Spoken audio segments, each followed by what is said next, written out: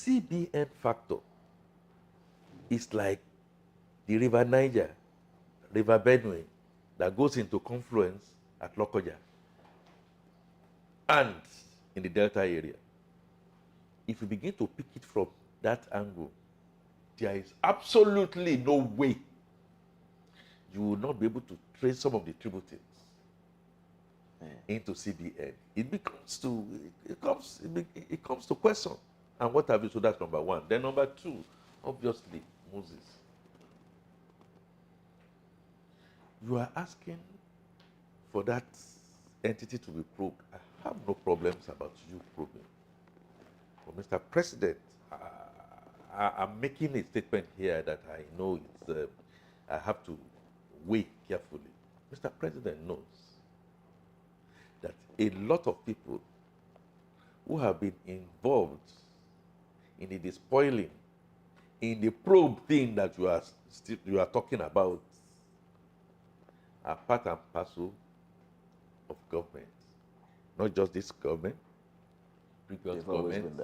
I'm talking about, okay, I can take my cue from 1999 or 1998 when Rilwan Lukman came publicly and was talking about we going on the regulation. And then all parties, when I say all parties, including you, Moses, because we were born then, I was born then, we knew that we were eating a cake that was not out of reality. And we can all then claim and do an alibi. Yeah, I mean, that is what, why is my refinery not working and all that? You can continue to say that. While that was going, Nigeria was bleeding and what have you. If you are asking for a policeman, I have great respect for our police. So I'm only trying to make an allegory here. If you are asking a policeman from whose belly the armed robbers, the kidnappers, whatever it is, they are all surrounding him, and say, go and investigate and stuff like that. Is there a possibility that he's going to investigate himself? Or you look at it, I have been part and parcel of so many probes. The National Assembly, many of the National Assembly present, and many of the National Assembly who have passed, will bear me out on this. We go on probe upon probe upon probe upon probe. You get to a particular angle, you just find out that, hey, wait a minute, what are we really talking about? So ask yourself, why can't we have an independent Minister of Petroleum? Since the time of OPJ. So you have to find a way to try and continue to cover the. So this the just labor, speaks to corruption. The labor unions know very well, and part of it is the fact that even the labor unions, and I'm making a statement here, even the labor unions know that they were aiders and abettors in quite a number of areas in the past. If we now have a dawn that all of us want to now then say that, look, let's look at it very critically. Osifo just came out and was talking about the fact that because of governance, direction that Nigeria is going, there is no way this probe that we are talking about will not land on the laps of NNPCL, to call it now, MPA, just mentioned. Okay. Transport, now, education, tech fund, medical. Okay, now there's this headline I want to take from one of the papers that we shared this morning. Okay. I want your thoughts on it as it concerns this issue of possible increase in fuel price. And also the fact that the war in Ukraine and Russia, Nigeria did not, chime in, did not latch onto it to make money. Now, today's papers, The Guardian actually has this headline: War in the Middle East may spiral, push monthly petrol subsidy to 644.8 billion naira. Any war, let's go back to history. And it's one of the reasons why I say we must have history. Every war affects. History must come back. You remember. But we are an oil-producing nation. You remember the Iran oil windfall during the Babangida era, you know, the Gulf War, and where Nigeria was supposed to be sitting pretty and was sitting pretty at that time, we are at the front. It had the imprimatur of the CBN at that time conniving with a couple of people, and the 12 billion went down the drain. It's not happening for the first or second time. Now, the Russian-Ukraine war, we missed out because we didn't do our homework. We were not poised for it. We didn't put enough oil in our lantern. We all knew it, we saw it, basically because we were not running a nation. We were running a state that was lying to itself by jackboot, not having elections that will count, not training our children, not doing what we need to do. So this latest one that is coming, it's obvious. Are we ready? Are we even talking about developmental strides and assignment? However, I like to say that the present government of Bola Ahmed Tinubu, in its hope agenda, if it eventually comes to fruition, it's already looking at how we now then go back and do the backward linkage and begin to now harness, not just in the oil and gas industry, but divert attention away from there, going to marine economy, going to digital economy, because those are some of the things that we really need. But if you are going to have a baby, Moses, you have to find a way to get the embryo fertilized, haven't fertilized it, stay either in the womb or outside the womb for some 9 months. In those 9 months, you're not going to see a dime. But after 9 months, all things being equal, the medical is well, the nutrition is there, everything goes on. So, you will now have what they call a baby. That is the pain. Is Nigeria prepared to go through that pain? That is the big question. And in wanting to go through that pain, the doctor must be trained. The housewife is Nigeria prepared to suffer? Are we really prepared to go through this suffering? Are we not being able to afford anything? Are we one? Should we be moving towards the same direction? The answer seems no. Should Nigerians be made to go through this? Shouldn't there be a cushioning effect? If the refineries were built, would we be talking about what we're talking about now? So unfortunately. And then if it was not rebuilt, if we've not done the things we need to do, Moses, I saw you swallowing your cake. I saw you swallowing your cake. You said it's your cake, you swallowed it. And now you are now crying to me now that you are hungry. And I asked you, but you swallowed your cake. Said, because I was hungry, it's my own now, and all that. What do you think should be my response to you? Of course, I will sympathize with you. I say, look, you better just, you are not going to have 6 or 8 hours of sleep. Cut down your sleep. Do a couple of things. Train yourself a bit more. Find some other avenues. Cut your coat according to your cloth. Make sure that at the end of the day, the common factor in Nigeria, pray. But don't just pray, make sure you work. That is the most unfortunate thing. Now, you are talking about, for instance, we are talking about this impending war, Hamas and Iran, and what have you. We are Hamas not even, and Israel. And we are not, according to our OPEC quota, we are not even producing enough. The little we are producing, we still have issues surrounding security, people who should know that are still steering us blind. What then should we really be doing? In my honest opinion, is do everything to take our focus away from oil as a monoproduct, diversify. And again, I must say, it doesn't matter that we now have a government that is thinking towards that direction. If that government is sustained, or if that government is not sustained because the Supreme Court thinks otherwise, whichever government comes into the saddle know that they have their job cut off for them. Starting in ensuring that we will continue to wumble a bit, continue to fumble a bit. I like the aspect of your question which goes to the heart of the matter, that should we continue to suffer? That is why leadership. So needs to be a bit much more compassionate, cut a bit from the rich, which the taxation seems to be looking at now. We need to see more effectively, and not leave everything to the market forces. See? Make sure we find a way to think, and the reason why Labour, or so many other people, Pengerson, is already saying that subsidy is coming back through the back door. But be careful. Be careful in the sense that I think the Bible is what will say, let they who stand beware, lest they fall.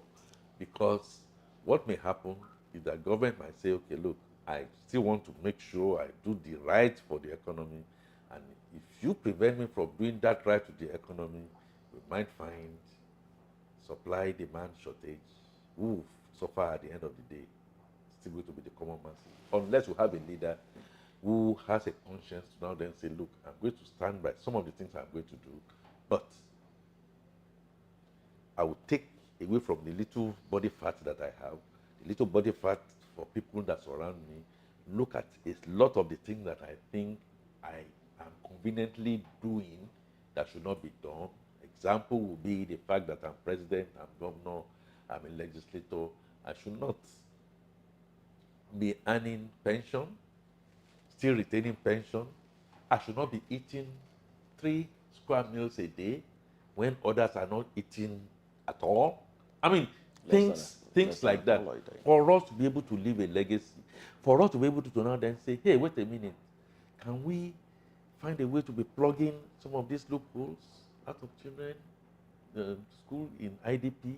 I like what the humanitarian minister is beginning to do, to now then say, look, for me to manage whatever it is in the area of poverty, I must be able to measure them openly, transparently.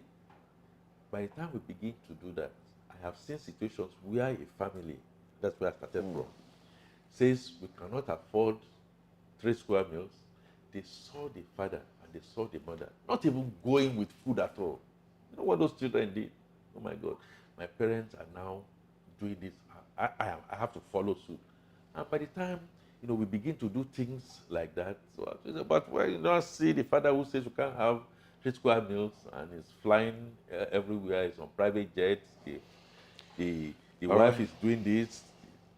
All right, the kids are doing something different. Stands, as it stands, Nigerians it's a recipe for confusion. Nigerians will have to, hold on a bit and wait for the government. But then Nigeria will have to hold on a bit. Continue to put the feet of government to fire. Make sure that whatever it is going to. If this rumored increase comes to light, what do you think will happen in your analytical experience? What do you think will be the fallout of this, especially as it affects the common man? Can we have that in 60 seconds? Yes, I'll take 30 seconds to say that the answer to that is truth, the whole truth, nothing but the truth. Knowing fully well where we are bleeding, where we have bled, and making sure we put people who have put us into this quagmire, even if it's Mr. President himself. You hear me? Look, time for recompense. Come and put to bear what we need to do. Play bargaining. We know you. We know a lot of the things that you have done with the NNDC. We know how you have borrowed money to say you are going to bring fuel and you brought nothing and stuff like that. The public begins to now then see that that is going on well and properly. If you don't do that, we stand the risk of the countryside erupting in riots. We stand the risk of labor now saying you've not done all the things I think I asked you to do and you've not been able to get it out. We're all going to go. It may spell the death knell to our corporate existence. The poor will need to eat. And you know what they are going to eat? the rich. We are going to get into a situation where life will now become nasty, brutish, and short, like Hope's mentioned. But we pray it doesn't get to that. We pray and hope it I doesn't get to that. pray, I hope, but before those two, that we need to face the truth. We need to come to reconcile the fact that we have done it very badly, begin to lead by example. We need to have character, to have competence, to have capacity, and to have compassion. It's not going to be government and government alone. Government can be swallowed. What about you? What about me? What am I actually doing if I am a man of relative means to help people around me, including when I see children out of school? What is really happening? I can't afford school fees and stuff like that. Can we do some local lessons and stuff like that? Okay. Bring development. Unfortunately, to the we have to wrap this segment up now and go to our next talking point for today. Well, up next on VOP build this shops, morning. well, build all sort of things that does not fit, and that's why we have this problem, and we cannot let a few people, risk the life of the larger number of us. So those are some of the things that you begin to see, in the days and weeks and months ahead in our attempt to be able to completely regenerate, that part of Lagos Island. And it's important that we emphasize that it is a commitment and we will do it. We will rebuild it, we'll redo. Well, big news and a sad one for traders and buyers as Lagos State government sets to demolish 3 popular big markets in Lagos. Well, let's discuss this when we return.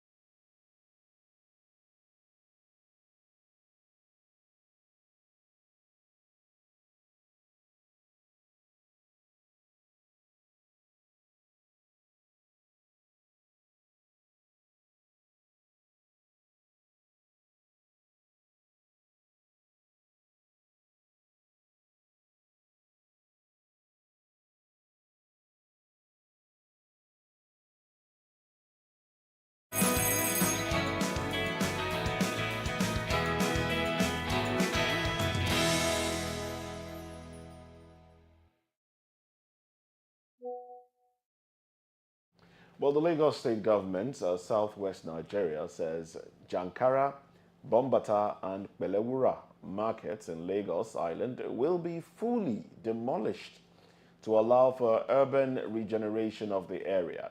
Now, reports gathered said that Governor Babajide Sanwo-Olu spoke when he inspected some drainage channels on the island. Now, you heard excerpts from his speech there just before we took that break. Now, during the inspection, Governor Sanwo-Olu said, we have come here on a drainage and regeneration call. The entire stretch of Idumagbo Avenue is always flooded during the rainy season because of human activities, especially from the markets around the area. They have built on the canals and so prevented the free flow of water. So we need to do a total rebuild, hence to allow for a proper regeneration of the Lagos Island. Jankara, Bombata markets have to go. It will be a ground zero. A ground zero. Now this does serve as notice. The markets will be cleaned to allow our urban regeneration plans. The design for the new market is ready. We will, however, give adequate notice to those in Belewura market because it has more traders. But this serves as the first notice. Now, still with me in the studio is Akin Fatunke, chartered accountant, communications consultant, public affairs commentator. All right, so some traders will have to be displaced. Not some, a lot of traders actually will have to be displaced. What do you make of this this move at this time? At this time, I stress that again, at this time. Moses, what I make of the move, whether at this time, whether yesterday, whether in 2 years' time, whether in 4 years' time, it's still going to be the same in terms of the effects. But some good things that I want to first of all highlight here. I want to commend the governor of Lagos State, Mr. Babajide Sanwo-Olu. I want to also commend the Commissioner for the Environment, my very good friend, and lawyer, perhaps, for taking the bold step for the regeneration. The regeneration means renewal, and you want to now bring the environment to be at par with how it should be, so that the squalor, the hygiene, just mention it, will be a thing of the past. Now, from the revelations of what we had, these are things that make me believe that there must be a supreme being somewhere. God must be somewhere. Let's take Jankara. There is a road that I know. It's called Ojogiwa Street. A lot of human activities, including open selling of condiments and things that we need to eat, happens there. You can only get there with wheelbarrow being wheeled in water that is like a squalor. And I begin to wonder, in 2020 and beyond, it has always been like that. How comes it that Nigeria did not, as predicted, be a graveyard on COVID-19? There must still be something about the Nigerian corporal and the Nigerian spirit that is beyond them. Better that we should do it yesterday. If it's not done yesterday, we should do it today, and we should try and do it well.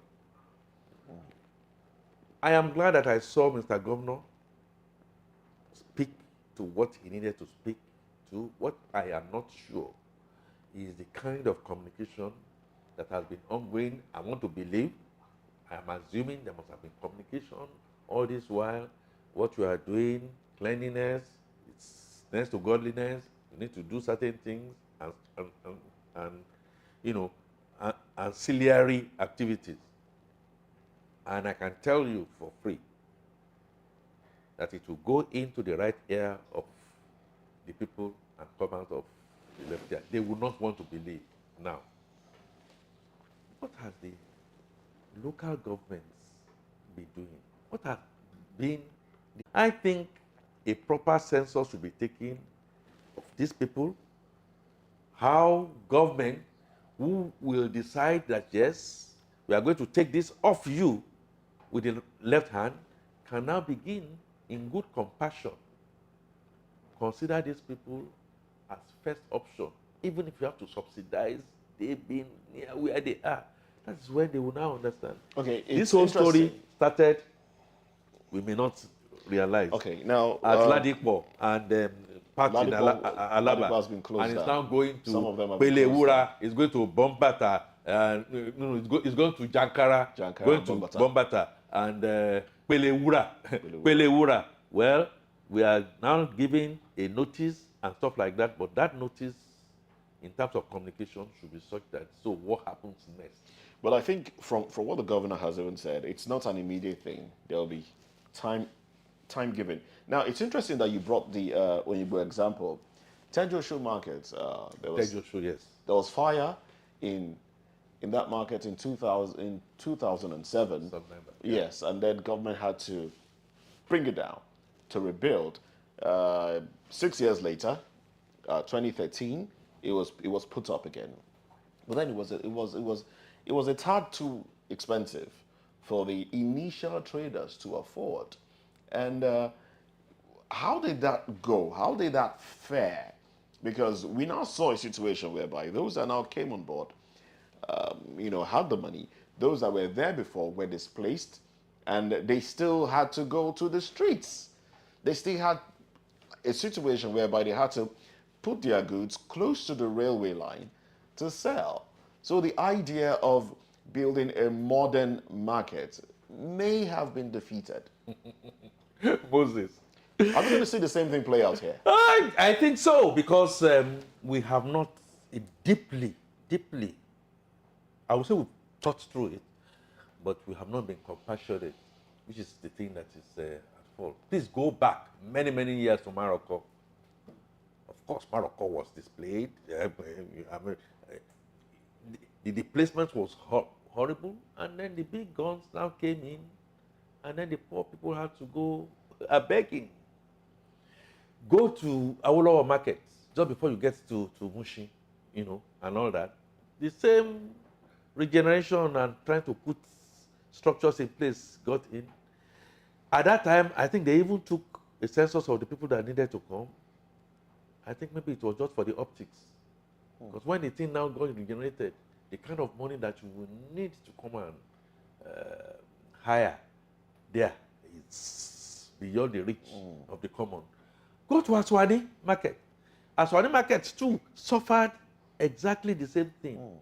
The idea is that we keep on dissipating energies to displace the poor, forgetting that when you displace the poor and they have nothing else to depend on, we now begin to have some of the social miscreants and so many other things that we have today. So, is history going to repeat itself? I hope we have learned from some of the things. Look, I have some terrible tales to tell on Tejo Show. It was glaring that the rich now gang together, brought in some money, and then they were now going to get some of these poor people, maybe 2 or 3 of you, and stuff like that. And rather than subsidize or bring down the cost, made them to go pay at a rate they will not be able to pay. How then will you now then say you will not have them spill over?